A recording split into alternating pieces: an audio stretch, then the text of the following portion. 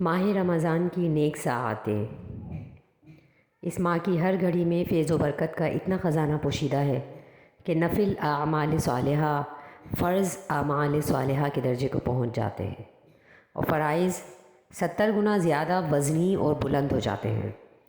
رمضان آتا ہے تو آسمان کے دروازے کھول دیے جاتے ہیں اور رحمتوں کی بارش ہوتی ہے، جنت کے دروازے کھول دیے جاتے ہیں اور نیکی کے راستوں پر چلنے کی سہولت اور توفیق عام ہو جاتی ہے۔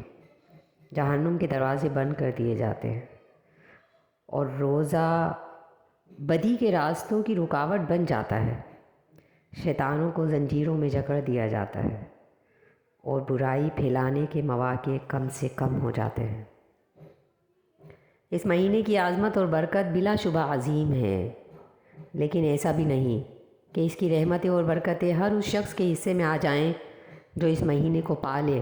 جب بارش ہوتی ہے تو مختلف ندی نالے اور تالاب اپنی اپنی وسعت اور گہرائی کے مطابق ہی اس کے پانی سے فیضیاب ہوتے ہیں۔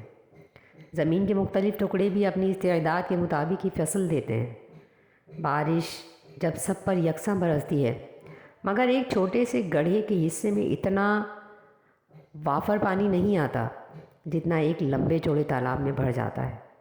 اسی طرح جب پانی کسی چٹان یا بنجر زمین پر گرتا ہے تو اس کے اوپر ہی سے بہہ جاتا ہے اور اس کو کوئی نفع نہیں پہنچتا، لیکن اگر زمین زرخیز ہو تو لہ لہا اٹھتی ہے۔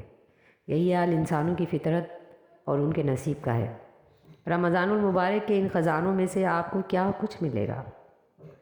زمین کی طرح آپ کے دل نرم اور آنکھیں نم ہوں گی۔ آپ ایمان کا بیج اپنے اندر ڈالیں گے اور اپنی صلاحیت اور استعداد کی حفاظت کریں گے تو بیج پودا بنے گا اور پودا درخت بنے گا۔ درخت اعمال صالحہ کے پھل پھول اور پتیوں سے لہ لہا اٹھیں گے اور آپ ابدی بادشاہت کی فصل کاٹیں گے۔